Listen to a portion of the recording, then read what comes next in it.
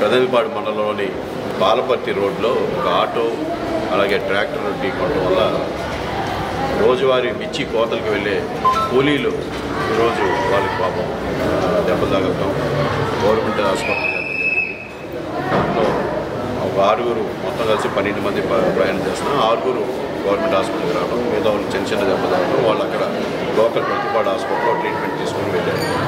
మిగతా 6 ఇక్కడ ట్రీట్మెంట్ జరుగుతుంది. ఒక అమ్మాయికి శరణ్య అనే అమ్మాయికి 9th క్లాస్ చదువుతుంది, చదువు ఆపేసి రోజువారీ కూలీకి వెళ్తుంది. అమ్మాయికి కాలు తెగిపోవడం కూడా జరిగింది. అలాగే వాళ్ళ తల్లిగారికి అలాగే ఇంకా పెద్దలు కూడా కొద్దిగా ఎక్కువ దెబ్బలు తాగడం ట్రీట్మెంట్ జరుగుతూ ఉంది గవర్నమెంట్ హాస్పిటల్.